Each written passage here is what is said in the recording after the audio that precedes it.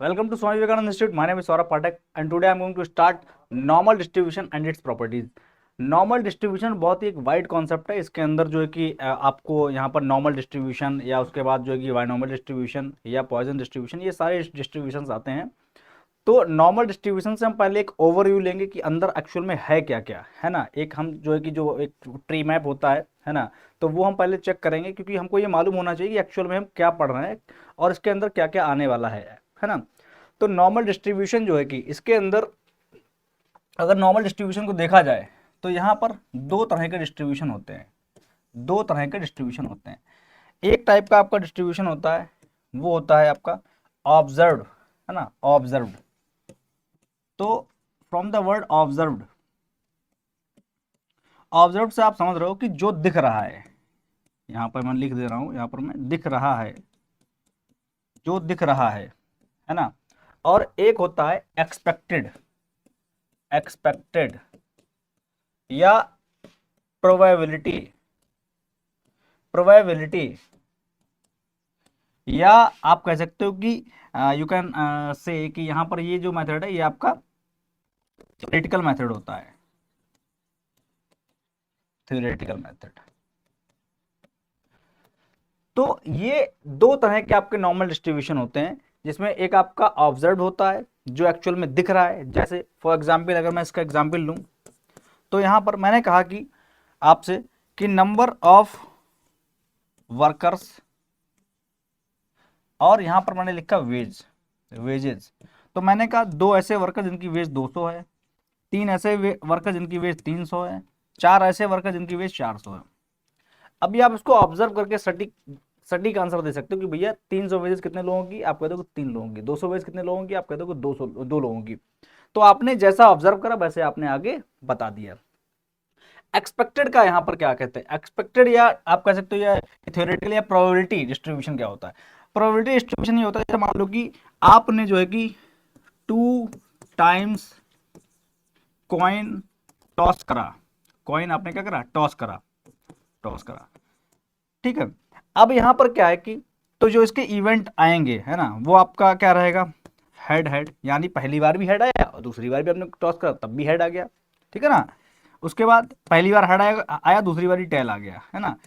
या पहली बार टेल आ गया, दूसरी बार हेड आ गया, या दोनों बार टेल आ गया, हेड एक बार भी नहीं आया। तो ये इसके इवेंट बनेंगे, यानी जो है आउटकम, आउटकम इसके हो जाएंगे। तो कहने का मतलब ये है कि अगर मैं आपसे कहूं कि एक बारी हेड आने की प्रोबेबिलिटी क्या है, यानी कि आपसे मैं पूछूं कि भैया एक बारी हेड कितनी बार आएगा, है ना। अगर मैं 2 बारी कॉइन टॉस करूं तो आप कह दोगे कि हाँ चांस है 1 2, यानी 2 अपॉन कितने में से 4, यानी जो है कि probability of 1 time head is equal to 2/4। अब ये आपने बताया है कि 2 बार, दो यानी भैया 4 बारी अगर आप टॉस करो तो 2 बारी हेड आ सकता है, क्योंकि ये प्रोबेबिलिटी डेटा बता रहा है। तो ये क्या ऑब्जर्व्ड है, ऑब्जर्व में तो कुछ और ही निकलेगा। जब आप मान लो कि आपने कॉइन टॉस करा तो पहली बार क्या होता, आपका टेल आया, दूसरी बार भी टेल आ गया, तीसरी बार भी टेल आ गया, चौथी बार भी टेल आ गया भाई, है ना। या मान लो कि एक बार ही हेड आया, हर बार 3 बार ही टेल आ गया, है ना। कहने का मतलब है कि भाई वहां पर डेटा ऐसा नहीं हो सकता कि 2 बार टेल आ जाए, जरूरी थोड़ी कि 2 बार ही टेल आ जाए, हेड उसमें हेड आ जाए, है ना। तो ऐसा जरूरी थोड़ी ना है। तो यानी जो है कि आपका ये है कौन सा डेटा, ये आपका कौन सा डेटा है, एक्सपेक्टेड। ये आप ऐसा एक्सपेक्ट करके चल रहे हो, ये आप जो है कि ये आपकी प्रोबेबिलिटी है। यहाँ पर ये थ्योरेटिकल है, आपने इसको बता दिया, बना दिया है कि ऐसा हो सकता है। लेकिन जो है कि यहाँ पर ये वाला जो डेटा है ये ऑब्जर्व्ड है, जैसा दिख रहा है। अगर मैं आपसे कहूँ भैया जो है कि कितने लोगों की सैलरी 300, तो आप कह दोगे 3 लोगों की, है ना। तो ये चीज़ें हैं। या मैं उल्टा बोल दूं कि जो है कि 3 लोगों की जो है कि कितनी सैलरी, तो आप कह दोगे 300 रुपये, है ना। इस तरह से मतलब एग्जैक्ट 3 लोगों की 300 रुपये सैलरी है। तो इस तरह से जो है कि तो ये आपके दो तरह के तो हो गए डेटा या डिस्ट्रीब्यूशन हो गए दो तरह के, ना। अब जो हम यहाँ पर स्टडी करेंगे वो हम स्टडी कौन सा करेंगे, एक्सपेक्टेड प्रोबेबिलिटी, है ना। यहाँ पर हम जो स्टडी करने जा रहे हैं वो हम स्टडी करने जा रहे हैं एक्सपेक्टेड प्रोबेबिलिटी, ठीक है। एक्सपेक्टेड, एक्सपेक्टेड या प्रोबेबिलिटी डिस्ट्रीब्यूशन, प्रोबेबिलिटी डिस्ट्रीब्यूशन, ठीक है। अब ये जो है कि आपके कितने टाइप के होते हैं, ये आपके कितने टाइप होते हैं, ये आपके होते हैं दो टाइप के। एक तो होता है आपका कौन सा, डिस्क्रीट डिस्क्रीट डिस्ट्रीब्यूशन, और दूसरा आपका होता है कौन सा वाला, दूसरा आपका हो जाएगा कंटिन्यूअस कंटिन्यूअस डिस्ट्रीब्यूशन। सर अब ये क्या है, डिस्क्रीट डिस्ट्रीब्यूशन कंटिन्यूअस डिस्ट्रीब्यूशन, वो समझ नहीं आया। तो डिस्क्रीट डिस्ट्रीब्यूशन होता है टू द पॉइंट, एक पॉइंट पे बात होगी, यानी जो है कि जो डेटा है वो पॉइंटेड है, यानी एक पॉइंट बता रहा है ना। अब ये पॉइंट क्या है ये भी बताऊंगा। कंटिन्यूअस का मतलब है कि डेटा जो है कि कंटिन्यू है। फॉर एग्जाम्पल जैसे मैंने आपसे कहा कि प्रोबेबिलिटी ऑफ एक बारी हेड आने की प्रोबेबिलिटी कितनी भैया, 2/4। अच्छा प्रोबेबिलिटी ऑफ दो बार हेड आने की कितनी है, 1/4। डेटा था ना ऐसा, ऐसा था ना, ये आउटकम थी ना, head head head tail, tail head या टेल टेल, ये थी ना। तो यानी चार में से दो बारी, एक बारी हेड आने की प्रोबेबिलिटी कितनी है, 2/4, चार आउटकम है। दो बारी प्रोबेबिलिटी, दो बारी हेड आने की प्रोबेबिलिटी कितनी भाई, यही एक है, चार में से यही एक आउटकम यानी 1/4। ये चीज है। 0 बार हेड आने की प्रोबेबिलिटी क्या है क्योंकि जो है कि यहाँ पर एक 1 है, यहाँ पर 0 बार, यानी जो कि PH probability of H0 is equal to 1/4। अब अगर ये डेटा अगर आपने चार्ट पर या ग्राफ पर आपने प्लॉट करा, यानी मैंने यहाँ पर तो लिखी भाई प्रोबेबिलिटी, ये है आपका 0, ये आपका 1/4, उसके बाद ही जो है कि आपका यहाँ पर हो गया है 2/4, ऐसे हो गया, ये ऊपर मतलब 3/4। हालांकि इसका कोई काम नहीं, हटा दो, हटा ही दो उसको, ठीक है। यहाँ पर जो है कि उधर मैंने लिखी, ये क्या है आपका प्रोबेबिलिटी है ना, और इधर ये क्या है, ये वाला जो एक्स एक्सिस मान लो, इस पर मैं प्लॉट कर देता हूँ कि number of times head comes, है ना। तो यहाँ पर मैं कह दूँ कि एक बारी हेड आया, दो बारी हेड आया, ठीक है ना। अब इसका बनाओ, इसका अगर हम बनाएं यहाँ पर, तो यहाँ पर 0 बार हेड आया, 0 बार हेड आया, उसकी प्रोबेबिलिटी क्या है 1/4। ये 0 बार हेड आया, 0 बार हेड आया, उसकी प्रोबेबिलिटी क्या है 1/4। यानी हमारा पहला पॉइंट कहाँ पे आएगा, 0, मतलब ये 0 और 1/4 यहाँ पर आएगा, ठीक है ना, क्योंकि एक्स को हमको बढ़ाना नहीं है, एक्स को हमको 0 रखना है ना। और दूसरा वाला पॉइंट ये कौन सा है, PH1 यानी 2/4, यानी जो है कि भाई यहाँ पर जो है कि H1 यानी ये वाला हमारा, और HY1 की प्रोबेबिलिटी क्या 2/4, यानी यहाँ पर, यानी इसका अगर सीध में हम चले जाए तो यहाँ पर ये वाला पॉइंट आएगा।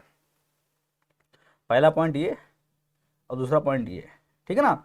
और H2 यानी दो बारी हेड का वो कितनी बारी आएगा 1/4 प्रोबेबिलिटी, यानी ये वाला यहाँ पर सीधा आएगा, यहाँ पर ये वाला पॉइंट आएगा। तो अब जैसे हम लोग कभी कभी क्या करते हैं भाई, हमने क्या करा, ऐसे पॉइंट बनाए, फिर हमने वो कर्व ऐसे मिला दिया, ऐसे हम करते हैं ना, हमने भाई ऐसे तो करा है कि हम क्या करते हैं भैया, उसको कर्व को क्या करते हैं, मिला देते हैं, बिल्कुल ऐसे करके, ऐसे करते चलो ये वाला कर्व बन गया। नहीं, लेकिन हम यहाँ पे ऐसा नहीं कर सकते हैं, वी कांट ज्वाइन देम, हम उनको ऐसे नहीं मिला सकते। हम जो है कि कंटिन्यूअस कर्व यहाँ पर ड्रॉ नहीं कर सकते। उसका रीजन क्या है, उसका रीजन ये है, कंटिन्यूअस कर्व हम नहीं ड्रॉ कर सकते। उसका रीजन ये है कि अगर मैंने कंटिन्यूअस कर्व ड्रॉ का, तो यानी उसका हर एक कर्व का, उसका हर एक पॉइंट जो है कि वो बता रहा है कि मान लो अगर मैं इसको ड्रॉ करूं कंटिन्यूअस कर्व, मान लो कि फॉर एग्जांपल मैंने ऐसे करके ड्रॉ कर दिया, ठीक है, ऐसे मैंने ड्रॉ, तो यानी ये वाला पॉइंट बता रहा है, ये वाला पॉइंट बता रहा है कि भैया इतना जो है कि ये यहाँ पर 0 और 1 के बीच में क्या, मान लो 0.5 है, तो ये कहेगा कि 0.5 हेड आने की क्या प्रोबेबिलिटी है। तो स्टेटमेंट बनता ही नहीं है, ये स्टेटमेंट ही नहीं बनता है।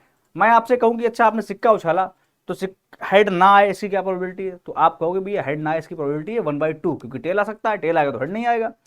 तो मैं आपसे कुछ ये बताओ हेड आने की प्रोबेबिलिटी क्या है एक बार हेड आने की, तो आप कहोगे ये भी 1/2 है, क्योंकि हेड आ सकता है।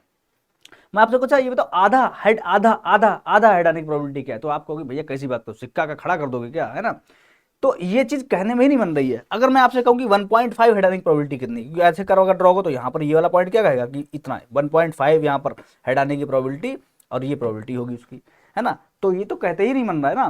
मैं आपसे कहूँ कि भैया 1.5 जो है कि अच्छा दो बारी सिक्का आपने कॉइन टॉस करा, है ना, दो बारी सिक्का उछाला, तो दो बार कितनी बार हेड आ सकता है, 2 टाइम्स हेड, तो आपको पहली बार भी आ सकता है, दूसरी बार भी आ सकता है। मैं कहूँ कि आपसे कि बिल्कुल एक बार भी हेड ना आए, तो आप कहोगे हाँ हो सकता है 2 बार टेल आ जाए। मैं आपसे कहूँ एक बार हेड आ जाए, तो आप कहोगे हाँ पहली बार हो सकता है आ जाए या दूसरी बार आ जाए, है ना। ये तो बात मैं आपसे कहूँ कि 1.5 टाइम यानी 1.5 बार हेड, पहली बार आ जाए, आधा बार और आ जाए, 1.5 बार हेड आ जाए, तो आपको भैया कैसी बात आप कर रहे हो, तो यानी ये कहने में ही नहीं बनता, यानी जो है ये डिस्क्रीट पॉइंट, यानी जो है कि पॉइंट पर ही ये जो आपका है ये डेटा है, ये डिस्ट्रीब्यूशन कैसा रहता है, पॉइंट पे ही रहता है ये, it is not a continuous distribution.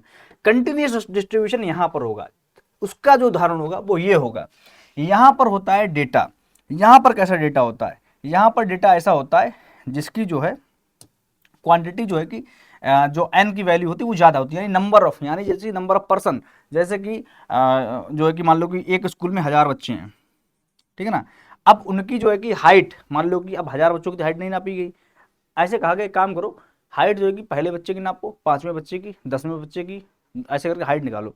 तो मान लो पहले बच्चे की हाइट आई, मान लो फॉर एग्जाम्पल मान लो कि 5.1 जो 5 फीट है ना, इस तरह से है ना, दूसरे बच्चे का ही 5.2 फीट है ना, तीसरे बच्चे का ही 5.3 फीट, ठीक है ना, इस तरह से, या 5.4 इस तरह से आई, कोई बात नहीं। तो और ये मान लो कि 10 बच्चों के बीच का डेटा है, तो क्या कोई ऐसा बच्चा नहीं होगा इसकी हाइट जो है कि 5.21 हो, अगर मैं इसको ऐसे प्लॉट करूं, ये आपका 5.1 है, 5.2 है, 5.3 है, 5.4 है ना, और यहाँ पर मैं ऐसे प्लॉट करूँ, यानी जो कि नंबर ऑफ स्टूडेंट्स, यानी जो कि पहला ये 5वां बच्चा था, ये 10वां था, ये 15वां, ये 20वां था, क्या यहाँ पर क्या 12वां बच्चा नहीं, 8वां बच्चा नहीं हो सकता, या यहाँ पे 12वां नहीं हो सकता क्या, या यहाँ पे 17वां बच्चा नहीं हो सकता क्या, हो सकता है क्या, जो है कि आपकी जो है कि यहाँ पर जो हाइट है वो आपकी जो है कि यहाँ पर ये आपकी 5 है मान लो, है ना, तो यहाँ पर क्या 5.1 ना होकर के 5 पॉइंट जो है कि 1 से कम हो, 5.05 हो, ऐसा भी तो हो सकता है, ये वाला भी तो पॉइंट हो सकता है, यानी जो है कि यहाँ पर अगर मान लो ये ऐसे डेटा निकल रहा है, ये वाले पॉइंट निकल रहे हैं ऐसे करके, है ना, तो आप ऐसे करके ड्रॉ कर सकते हो, क्योंकि ये वाला पॉइंट कहेगा हाँ ये बच्चा कौन सा बच्चा है, ये कौन सा वाला बच्चा है, 10वें के बाद जो है कि 12वां बच्चा है, और उसकी हाइट कितनी आ रही है, इसकी हाइट आ रही है 5.1 और 5.2 के बीच में आ रही है, तो यानी ये वाला जो है कि ये आपका हो जाएगा कंटिन्यूअस, इसीलिए इसको कहते हैं कंटिन्यू, दो लाइन बनी हुई है, लाइन कैसी बनी है, continue line is there, okay, but here continue line we can not draw, only the discrete points are there from which the data will be shown. तो ये चीजें हैं भैया यहाँ पे, तो इसीलिए जो है कि इसको हम कहते हैं कंटिन्यूअस डिस्ट्रीब्यूशन, और इसको हम क्या कहते हैं, डिस्क्रीट डिस्ट्रीब्यूशन। आई होप कि point is very crystal clear to you in mind, in a mind point is crystal clear to you, जो है कि पॉइंट हर तरह से आपको जो है कि क्रिस्टल क्लियर हो गया होगा कि भैया डिस्क्रीट डिस्ट्रीब्यूशन क्या होता है और कंटिन्यूअस डिस्ट्रीब्यूशन क्या होता है। तो डिस्क्रीट और कंटिन्यूअस में आप हमेशा समझ जो है कि समझे रहेंगे ये बात, और आप दूसरे को भी समझा देंगे, ठीक है। चलिए अब यहाँ पर हम जो स्टडी करेंगे, यहाँ पर जो हम स्टडी करेंगे अभी के लिए हम क्या करेंगे स्टडी, कि पहले तो अब मैं आपको इसके टाइप भी बता दूं, क्योंकि मैंने ये तो बता दिया डिस्क्रीट क्या है और कंटिन्यूअस क्या है ना। तो यहाँ पर हमने अभी क्या है, यहाँ पर हम क्या पढ़ रहे हैं, एक्सपेक्टेड। अगर मैं पूरा चार्ट यहाँ पर बनाऊं तो आपको ज़्यादा आइडिया मिलेगा। यानी हम पढ़ रहे थे, यहाँ पर हम क्या पढ़ रहे थे, नॉर्मल डिस्ट्रीब्यूशन। नॉर्मल डिस्ट्रीब्यूशन में हमने क्या पढ़ा था, ऑब्जर्व्ड, जो हमने आपका वेज का एग्जाम्पल लिया था, और नंबर ऑफ लेबर यानी फ्रिक्वेंसी, यानी मैंने कहा 2 3 4 ऐसे, मान लो वेज 200 है, 300 है और 400, ये तो। उसके बाद हमने यहाँ पर क्या पढ़ा था, यहाँ पर यानी एक्सपेक्टेड प्रोबेबिलिटी, या हाँ आप कह सकते हो थ्योरेटिकल डिस्ट्रीब्यूशन, है ना, डिस्ट्रीब्यूशन होगा ये थ्योरेटिकल डिस्ट्रीब्यूशन। तो यहाँ पर अब जो है मैंने आपको अंतर तो बता दिया था। अब हाँ, अब इसमें जो है कि इसके भी जो है कि यहाँ पर एक्सपेक्टेड के, और जो है कि यहाँ पर जो है कि ये इसके दो मैंने टाइप बताए थे आपको, कौन कौन सा भैया, पहला जो है कि मैंने बताया था आपको क्या, डिस्क्रीट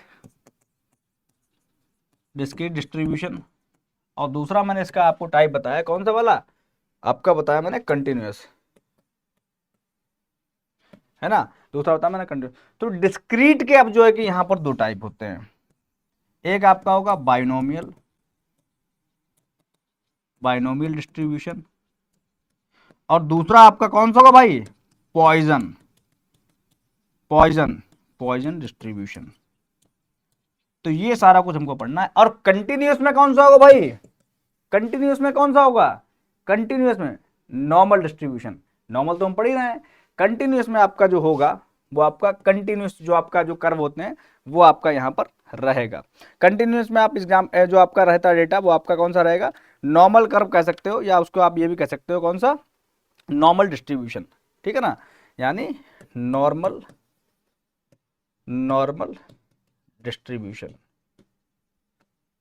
ठीक है ना, ये आपका कौन सा रहेगा, नॉर्मल डिस्ट्रीब्यूशन। तो अभी हम जो स्टार्ट करेंगे सबसे पहले वो हम कौन सा स्टार्ट करेंगे भाई, यहाँ पर अभी जो हम स्टार्ट करेंगे वो हम कौन सा स्टार्ट करेंगे, नॉर्मल डिस्ट्रीब्यूशन। यहाँ पर एक्चुअली मेरे दिमाग में ये था कि जो है कि नॉर्मल हम स्टार्ट करने वाले थे, क्योंकि मैंने कहा था पहले मैं नॉर्मल करा दूंगा, तो यहाँ पर ये नॉर्मल मैंने लिख दिया है ना। यहाँ पर ये टाइप्स ऑफ डिस्ट्रीब्यूशन है, ये आपका क्या है, टाइप्स ऑफ डिस्ट्रीब्यूशन है ना। पिछली वाली स्लाइड में तो मैंने नहीं लिखा था वहाँ पे, यहाँ पर भी मैंने नॉर्मल डिस्ट्रीब्यूशन लिख दिया था। एक्चुअल में ये मेन टॉपिक यहाँ पर अभी हम जो पढ़ने जा रहे हैं वो हम नॉर्मल डिस्ट्रीब्यूशन पढ़ने जा रहे हैं, है ना। तो क्योंकि मैंने पहले बता दिया कि टाइप्स ऑफ डिस्ट्रीब्यूशन कौन से होते हैं, यानी जो है कि डिस्ट्रीब्यूशन यहाँ पर आप ये कह दो कि यहाँ पर जो है कि टाइप्स ऑफ डिस्ट्रीब्यूशन है ना। तो ये हेडिंग फिलहाल जो है कि वो जो टॉपिक का जो मेन मोटिव है वो आपका नॉर्मल डिस्ट्रीब्यूशन ही डिस्कस करने का है ना। तो मैंने आपको ये दिखा दिया कि नॉर्मल डिस्ट्रीब्यूशन एक्चुअल में है कहाँ पर, है ना, नॉर्मल डिस्ट्रीब्यूशन एक्चुअल में लाई कहाँ पर कर रहा है, वो एक्चुअल में बैठा कहाँ पर है, वो मैंने आपको ये बात यहाँ पर दिखा दी कि नॉर्मल डिस्ट्रीब्यूशन में टाइप्स ऑफ डिस्ट्रीब्यूशन में यहाँ पे बैठा है। टाइप्स ऑफ डिस्ट्रीब्यूशन एक तो ऑब्जर्व डिस्ट्रीब्यूशन होते हैं, दूसरे आपके एक्सपेक्टेड प्रोबेबिलिटी या थ्योरेटिकल डिस्ट्रीब्यूशन होते हैं, वो दो तरह के होते हैं, डिस्क्रीट डिस्ट्रीब्यूशन और कंटिन्यूस डिस्ट्रीब्यूशन, है ना। और फिर डिस्क्रीट डिस्ट्रीब्यूशन दो तरह के होते हैं, बाइनोमियल डिस्ट्रीब्यूशन और पॉइसन डिस्ट्रीब्यूशन। और कंटिन्यूस डिस्ट्रीब्यूशन कैसे होता है, नॉर्मल डिस्ट्रीब्यूशन, ये एक ही तरह का होता है नॉर्मल डिस्ट्रीब्यूशन, है ना। तो मैंने अब आपको ये तो बता दिया कि जो है कि यहाँ पर एक्चुअल में लाए कहां कर रहा है, नॉर्मल डिस्ट्रीब्यूशन एक्चुअल में लाए कहां पर कर रहा है ना। तो ये मैंने आपको बता दिया। तो अब देखिएगा नॉर्मल डिस्ट्रीब्यूशन यहां पर लाए कर रहा है, नॉर्मल डिस्ट्रीब्यूशन यहां पर लाए कर रहा है, तो ये आप पता आपको लग गया है। अब जो है कि हम इसको डिटेल में पढ़ते हैं। नॉर्मल डिस्ट्रीब्यूशन, नोट्स बनाते रहिएगा, अदरवाइज आप सब भूल जाओगे। नोट्स नहीं बनाओगे तो पढ़ने ही बेकार है, क्लास ही छोड़ दो, है ना भैया, क्योंकि जो है कि नोट्स नहीं बनाओगे तो सब बेकार है, टाइम ही खराब कर रहे हो बैठे बैठे अपना, है ना। ये चीज़ है। मेरी सुनहरी राइटिंग जो है कि देखो कितनी प्यारी राइटिंग है, इस चीज़ से मैं बहुत ज़्यादा खुश रहता हूँ, हमेशा जो है कि उससे भरा रहता हूँ, क्या नहीं जो है कि खुशी से। तो राइटिंग ये इट्स, मैं खुद जो है कि इस चीज़ से, है ना, ये चीज़ है। चलो अब पहले से और अच्छा लिख दिया होगा मैंने शायद। चलो अब जो है कि नॉर्मल डिस्ट्रीब्यूशन में आप देखो, नॉर्मल डिस्ट्रीब्यूशन का from the name only normal, यहाँ पर जो है कि सबसे पहले तो आप इसको याद रखोगे कि ये नॉर्मल है। जैसे कि कर्व जो है कि आप इसका समझ लो कि ऐसा होता है ना, कर्व ऐसा होता है ना, ये चीज, ठीक है ना। तो यहाँ पर ये मीन होता है और यही इसका मीडियन होता है और यही इसका मोड होता है, ये चीज है। मीन यही, मीडियन यही, मोड भी यही, है ना।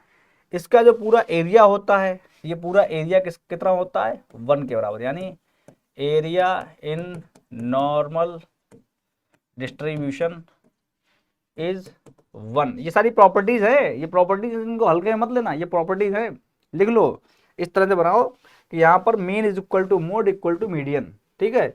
यहाँ पर उसके बाद दूसरी प्रॉपर्टी लिखो, area in normal curve is 1, ये आपका 1 है, ये प्रॉपर्टीज है। उसके बाद जो है कि ये भी यहाँ पर लिख लो, उसके बाद जो है कि यहाँ पर ये भी लिख लो कि जो है कि यहाँ पर जो आपकी वैल्यू जो होती हैं, जो यहाँ पर लेट मी रेज दिस, जो आपका स्टैंडर्ड डेविएशन होता है, क्योंकि ये जो है कि आपकी चौड़ाई जो है कि स्टैंडर्ड डेविएशन बताती है। जिसको ये नहीं पता वो प्रीवियस क्लास देखे मेरी, है ना, वहाँ पर एक ऐसा करके थंबनेल होगा कि what is standard deviation and जो भी चीज़ें हैं, फ्रिक्वेंसी, है ना, इस तरह की चीज़ें वहाँ पर है, तो वो आप देख लीजिएगा, ठीक है। तो कुल मिला के मैं ये कहूँगा पूरी प्लेलिस्ट देखो तब समझ में आएगा, है ना, क्योंकि ये जो है कि मैं यहाँ पर जो भी चीज़ें ला रहा हूँ वो मैं आपको इस तरह से समझाने का प्रयास कर रहा हूँ ताकि जो है कि आपको हमेशा हमेशा की चीज़ें याद रहें, है ना। तो अब जो है कि यहाँ पर ये मैंने ले लिया कि ये प्लस सिग्मा, ये माइनस सिग्मा है।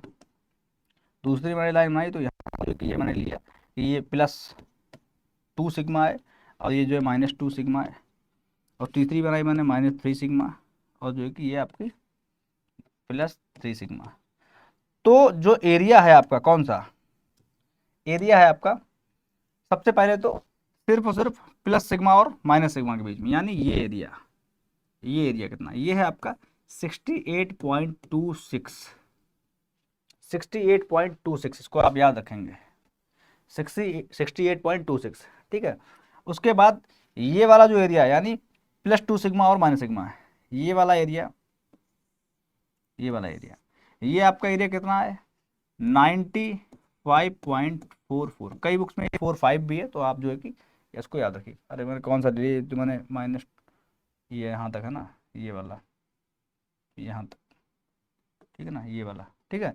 उसके बाद जो है कि जो माइनस सिग्मा जो है कि, और जो है कि -+3 सिग्मा के बीच का जो एरिया है, ये आपका होता है 99.6 है, तो यहाँ पर क्या कर दो 7 कर दो, और यहाँ पर 2 है तो यहाँ पर 3 कर दो, 99.73, ये आपका एरिया है, इतना है ना। ये कोई यहाँ पे मैंने कुछ याद करने नहीं, यहाँ पे मैंने ट्रिक लगाई है, कोई भूल जाता ना कभी कभी। तो 26 है, तो 6 का ऑपोजिट उसमें लिख दो 2 की जगह पे 7, और 2 का एक बढ़ा के 3 लिख दो, तो आपको ऐसे याद रहेगा।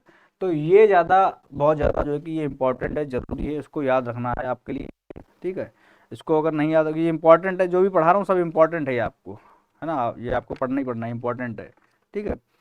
तो अभी जो है कि यहाँ पर सबसे ज़्यादा जो है कि ये बहुत ज़्यादा वाइडली यूज़ करा जाता है, ये कंटिन्यूस प्रोबेबिलिटी डिस्ट्रीब्यूशन है ना। तो सबसे पहले तो नॉर्मल डिस्ट्रीब्यूशन की जो बारे में अगर कोई पूछे, तो आप सबसे पहले क्या बताओगे, हमने ये किसके अंदर आता है, कंटिन्यूस प्रोबेबिलिटी डिस्ट्रीब्यूशन। मेरी राइटिंग बहुत अच्छी है, आप लोग चाहे तो डायरेक्ट कॉपी यहाँ से कर सकते हो सीधे, है ना, गूगल लेंस से। और अगर कॉपी नहीं हो पा रहा है तो जो है कि आप मेरी बात सुन के, यानी कंटिन्यूस प्रोबेबिलिटी डिस्ट्रीब्यूशन के अंदर आता है ये, ठीक है ना, ये चीज़ है। और ये कैसे किस चीज़ की पढ़ाई करने के लिए यूज होता है, कंटिन्यूस रैंडम वेरिएबल, जैसे कि it is use to study, यहाँ पर आप लिख लो, वहाँ पर it is used to study continuous random variable like height, weight, हाँ, ईटीसी है ना। इसको जो है कि आप ऐसे लिख सकते हो, ये इसकी एक जो है कि इसकी प्रॉपर्टी आप कह सकते हो, है ना। और ये जो है कि आपका पहली बार डिस्कवर करा था इंग्लिश मैथमेटिशियन अब्राहम दे मोय ने, है ना, 1733 में, है ना। अब्राहम दी मोहिमे ने जो है कि इसको क्या करा था, अब्राहम दी मोई में, है ना, पहली बार इसको डिस्कवर करा था, किसमें 1773 में। और फर्दर जो उसको क्या करा गया था, रीडिस्कवर करा गया था बाय, किसके द्वारा, इसको जो है कि रीडिस्कवर भी कर दिया गया था, इस किसके द्वारा, गॉस के द्वारा। तो इसीलिए इसको गॉसियन डिस्ट्रीब्यूशन फंक्शन भी कहते हैं, ये आपका गॉस के द्वारा जो है कि ये रीडिस्कवर करा गया था, इसीलिए आपने जो है कि इसको गॉसियन डिस्ट्रीब्यूशन फंक्शन भी लिखा देखा होगा, ठीक है ना। और एक आपके और भी हैं मैथमेटिशियन, आपके लैपलेस हैं, है ना, इकोनॉमिस्ट। तो जो है कि इन्होंने भी जो है कि उसको क्या करा था, प्रपाउंड करा था, रीडिस्कवर करा था, ठीक है ना। तो ये आपको याद रखना है। उसके अलावा इसका जो शेप है, आपको कितना शेप लग रहा है इसमें अगर आपको लग रहा है इसमें अगर घंटा बीच में से लटका दें तो ये वेल बन जाएगा ना, वेल शेप है ये, है ना, ये आपको पूरा घंटी कितना दिख रहा होगा। तो इसीलिए इसको क्या कहते हैं, इसको वेल शेप्ड कर्व भी कहते हैं, वेल शेप्ड कर्व। तो ये भी आप नोट कर लीजिएगा। तो ये तो चीज़ें थी इसकी। उसके बाद जो है कि जो नॉर्मल डिस्ट्रीब्यूशन जो प्रोबेबिलिटी फंक्शन जो यूज होता है, डिस्क्राइब होता है कि कैसे जो है कि वैल्यू जो है कि कैसे यहाँ पर डिफाइन है। जैसे मान लो कि मैंने आपको कोई डेटा दिया है, तो वो डेटा कैसे डिफाइन है उसके बारे में जानना, है ना। तो उसका पूरा फॉर्मूला होता है यहाँ पर, तो फॉर्मूला आपको अप्लाई करना पड़ेगा। तो वो फॉर्मूला आप नोट कर लीजिएगा, वो फॉर्मूला आप जो है कि नोट कर लीजिएगा। फॉर्मूला आपका है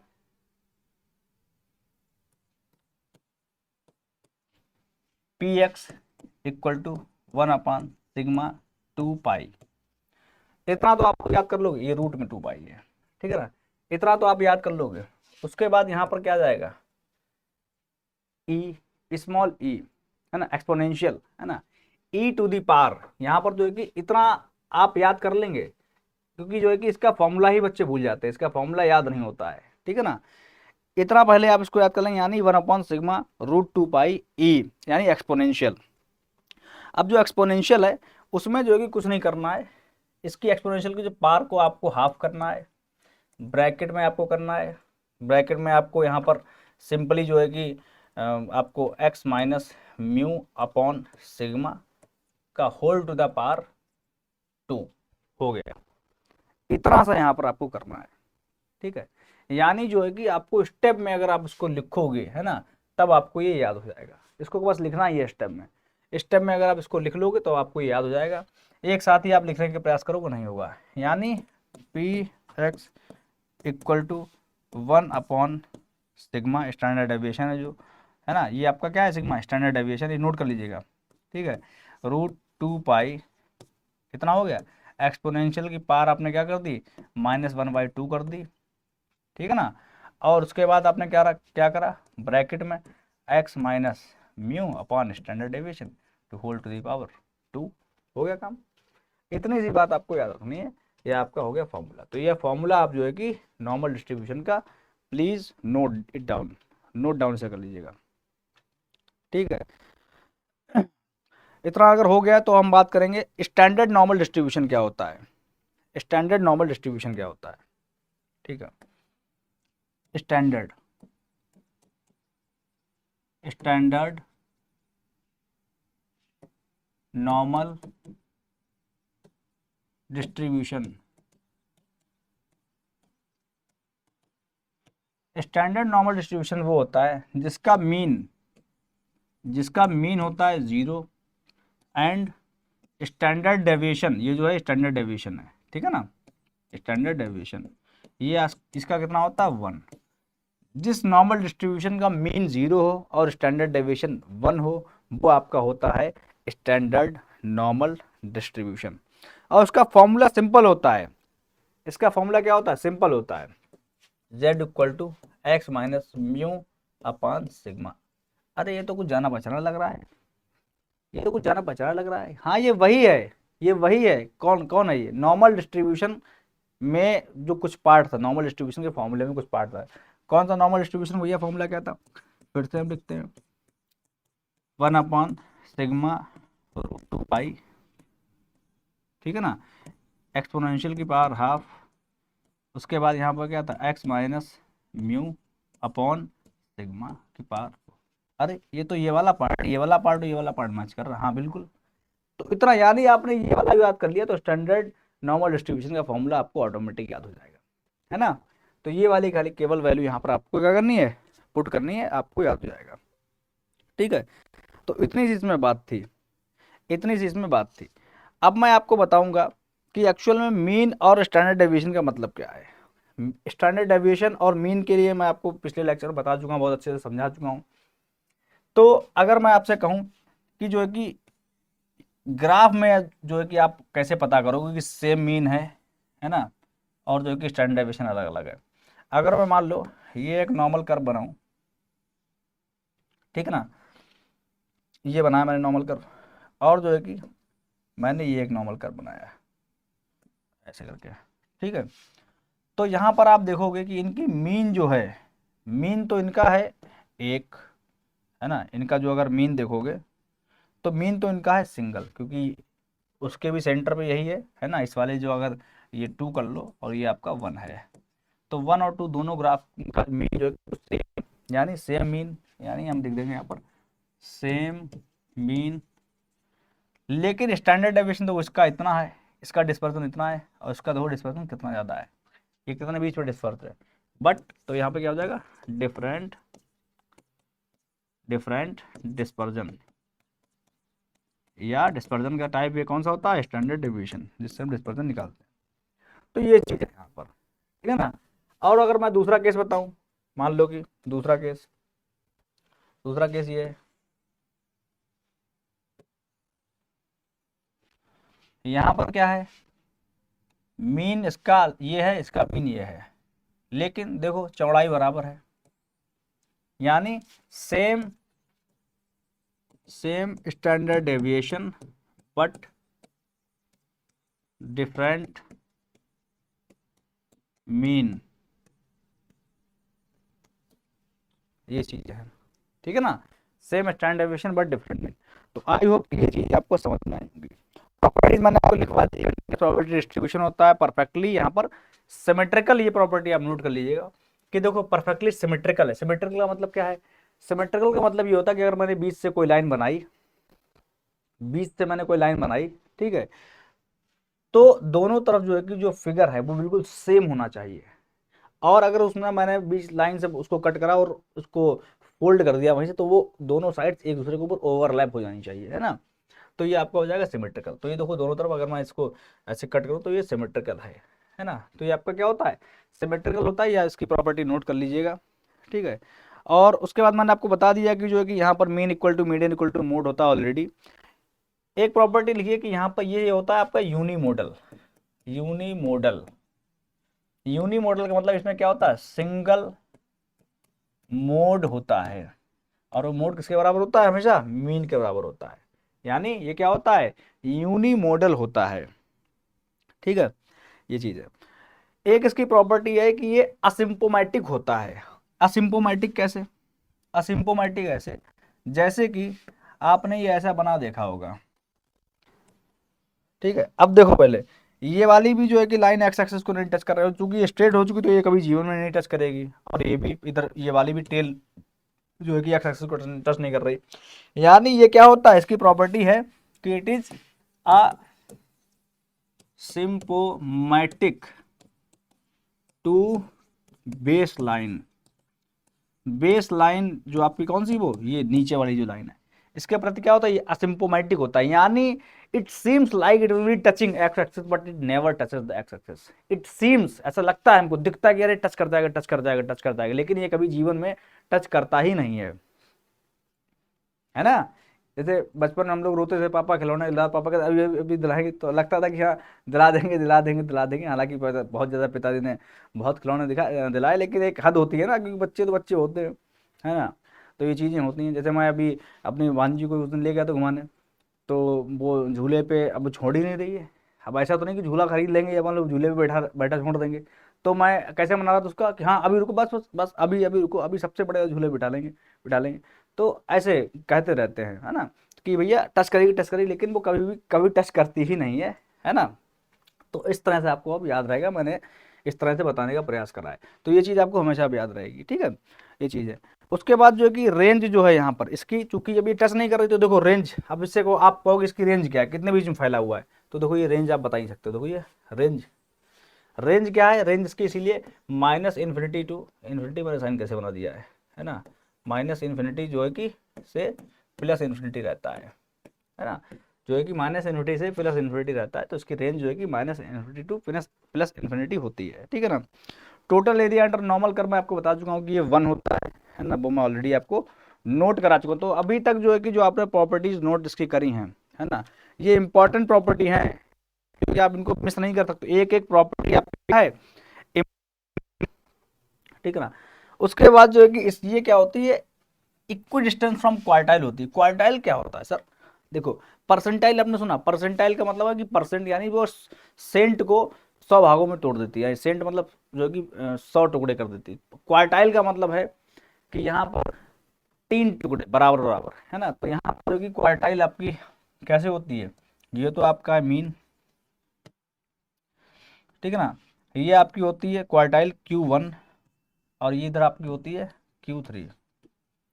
तो ये मीन इक्वी डिस्टेंस, यानी इसका जो फॉर्मूला बनता है, यानी वो ये बनता है कि ये वाला डिस्टेंस कैसे निकलेगा?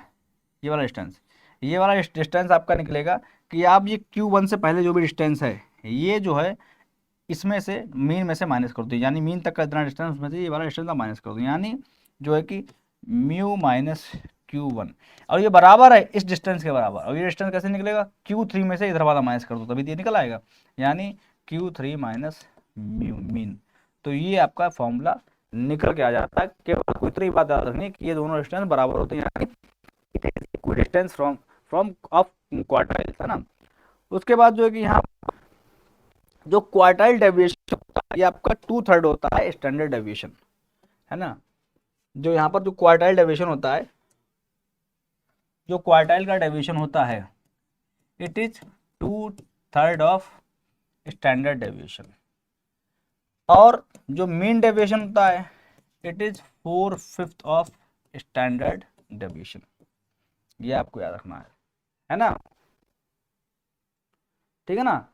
तो ये आपको याद रखना है, इसकी चाहे आपको ट्रिक बना लो इसको याद रखने की, है ना। यानी कि अगर क्यू है ना, तो वो 2/3 एच डी है, और मीन है तो वो, तो कितना ईजी, देखो 2 3 4 5, इधर भी एस डी इधर भी एस डी, क्यू डी है एम डी है। एम हालांकि पहले आता तो ये उल्टा कर दिया, एम बाद में कर दिया और क्यू पहले कर दिया, तो ऐसे आप याद कर सकते हो। आपने कैसे लिखा, 2 3 4 5, यहाँ पे लगा यहाँ पे लगा, एस डी करा एस डी करा, यहाँ पर आपने एम लिखा, क्यू ऊपर रहेगा, क्यू हमेशा ऊपर रहता है, कोई भी काम करो क्यों पहले रहता है ना, क्यों कर रहे हो वो, तो क्यों हमेशा ऊपर रखोगे आप इसे, ठीक है। तो आपको याद रखना है। उसके बाद जो है कि इसमें दो होते हैं पॉइंट ऑफ इन्फ्लेक्शन, ठीक है ना। आपके जो है कि दो पॉइंट ऑफ इन्फ्लेक्शन होता है। अब दो पॉइंट ऑफ इन्फ्लेक्शन क्या, पॉइंट ऑफ इन्फ्लेक्शन का मतलब है कि from where the curvature of the curve is changing. Curvature का मतलब कैसे, इधर से आप ये वाला देखो तो ये कैसा दिख रहा है कि ये जो है कि आपका इंक्रीजिंग तो हो रहा, बढ़ तो रहा है, लेकिन घटते क्रम से, यानी it is increasing at an decreasing rate. और यहाँ पर जो है कि उसके बाद ये वाला कुछ पॉइंट के बाद जो है कि ऐसा लग रहा है कि बिल्कुल खड़ा खड़ा बढ़ रहा है, यानी increasing at an increasing rate. तो ये जो है कि इसमें कर्वेचर जो है कि चेंज इन कर्वेचर कितनी जगह पे, दो जगह पे, एक तो ये और उसके बाद ये बहुत तेजी से गिर रहा है, अभी धीरे धीरे गिर रहा है ना। तो यहाँ पर जो है कि आपके point of inflection, point of inflection से आपको कुछ याद आया, पॉइंट ऑफ इन्फ्लेक्शन हमने कहाँ पढ़ा था, टोटल प्रोडक्टिविटी में, टोटल प्रोडक्टिविटी का कर्व था। तो मैंने कहा पॉइंट ऑफ इन्फ्लेक्शन एक होगा, कब होगा, जब जो आपका मार्जिनल रेवेन्यू का, जो मार्जिनल रेवेन्यू का कर्व जो है कि, ये मार्जिनल प्रोडक्टिविटी का कर्व जो है कि वो क्या होगा, गिरना स्टार्ट होगा, वहीं से क्या हो जाएगा, total productivity will be increasing but with an decreasing rate, है ना। तो इस तरह से मैंने आपको वहाँ पे बताया था, ठीक है। तो वो चीज़ आपको ध्यान रखनी है, ठीक है। हालांकि जो है कि वो इस तरह से रहता है, इस तरह से, वो वाला आपका इस तरह रहेगा, ऐसे वो इस तरह से रहता है आपका, है ना। यहाँ से जो है कि डिक्रीज होना स्टार्ट हो जाता है, इस तरह से नहीं, है ना। तो ये आपकी प्रॉपर्टीज हो गई नॉर्मल डिस्ट्रीब्यूशन की, है ना। यहाँ पर जो है कि ये सारी आपकी प्रॉपर्टीज हो गई हैं। यहाँ पर आप एक दो ही बस और प्रॉपर्टीज हैं अगर मैं देखूँ तो, यहाँ पर आपका जैसे कि आप कह सकते हो कि मेन पैरामीटर इसमें कौन कौन से होते हैं आपके, जो इसका फॉर्मूला था वो आपने फॉर्मूले में क्या क्या देखा था, क्योंकि जिस जो फॉर्मूले में चीज़ है वही क्या होगी मेन पैरामीटर में। फॉर्मूले में क्या था, फॉर्मूले में क्या था, मैं फॉर्मूला इसलिए बार बार लिख रहा हूँ ताकि आपको कम से कम याद तो रहे, आप देखें कि हाँ एक्चुअल में था क्या फॉर्मूले में, ठीक है ना। क्या है, नीचे होगा आपका स्टैंडर्ड डेविएशन √2 पाई एक्सपोनेंशियल की पावर हाफ, उसके बाद x minus mu upon standard deviation. अब देखो फॉर्मूले में है क्या, क्या है, स्टैंडर्ड डेविएशन दिख रहा है, पाई या एक्सपोनेंशियल कोई मतलब नहीं है, इनकी अपनी वैल्यू होती है, मीन मीन दिख रहा है, स्टैंडर्ड डेविएशन दिख रहा है, यानी स्टैंडर्ड डेविएशन दिख रहा है, स्टैंडर्ड डेविएशन दिख रहा है, मीन दिख रहा है, और तो कुछ है ही नहीं। एक्स की तो वैल्यू वही हमको वहाँ पे दे रखी होती है क्वेश्चन में। तो यहाँ पर है क्या, स्टैंडर्ड डेविएशन और मीन है, तो यही स्टैंडर्ड डेविएशन और मीन, यानी यहाँ पर दो ही मेन पैरामीटर हैं, दो ही मेन पैरामीटर हैं, कौन कौन सा, स्टैंडर्ड डेविएशन एंड मीन, दो ही मेन पैरामीटर हैं, स्टैंडर्ड डेविएशन और मीन। तो ये वाली बात है यहाँ पर, ठीक है ना। तो यहाँ पर जो है कि आपका जो है कि ये दो चीज़ें थी, एक आपका जो है कि यहाँ पर एरिया अंडर, आपको मैंने बता ही दिया कि एरिया अंडर जो रहता है वो आपका 68.26, हाँ यहाँ पर मैं आपको बता चुका हूँ, ये मैं एरिया आपको दिखा चुका हूँ, ये वाला area, area under normal curve, तो आपका जो है कि 68.26 है ना, और जो है कि 99.73, तो ये आपका जो है कि एरिया अंडर द कर्व मैं आपको दिखा चुका हूँ। यहाँ पर जो है कि प्लस सिग्मा और माइनस सिग्मा के बीच में, इसको आप ये भी कह सकते हो कि ये म्यू प्लस सिग्मा है और ये म्यू माइनस सिग्मा। क्यों है, क्योंकि देखो ना यहाँ तक डिस्टेंस कितना है, म्यू है इधर का, यहाँ तक का डिस्टेंस, और जिसमें म्यू में क्या जुड़ जाएगा, सिग्मा जुड़ जाएगा। यहाँ तक डिस्टेंस क्या होगा, म्यू होगा, लेकिन ये पहले, ये कितना पहले है, माइनस सिग्मा, यानी म्यू माइनस सिग्मा का डिस्टेंस ये वाला। तो इतना आप ऐसे याद कर सकते हो उसको, ठीक है ना। तो ये आपका पूरा का पूरा नॉर्मल कर्व जो है कि खत्म हो चुका है, ठीक है। नेक्स्ट क्लास में जो है कि हम जो है कि यहाँ पर बायनोमियल कर्व पढ़ेंगे, या जो है कि पॉइजन पढ़ेंगे, पॉइजन डिस्ट्रीब्यूशन है, बायनोमियल डिस्ट्रीब्यूशन पढ़ेंगे। ये आपका नॉर्मल डिस्ट्रीब्यूशन जो है कि यहाँ पर आपका कंप्लीट हो चुका है विथ प्रॉपर्टीज। यही प्रॉपर्टीज बहुत बहुत इंपॉर्टेंट है, यही प्रॉपर्टीज आपसे पूछी जाती हैं, और इसमें कोई रॉकेट साइंस नहीं है, और इससे बाहर नॉर्मल डिस्ट्रीब्यूशन से क्वेश्चन जाएगा ही नहीं, ये मेरी गारंटी है, ठीक है ना। इतना कर लीजिए, इतना मैंने बताया, अच्छे से नोट्स बना लीजिएगा। मिलते हैं नेक्स्ट सेशन में, तब तक के लिए ध्यान रखिएगा। टेक केयर, बाय बाय, जय हिंद, जय भारत।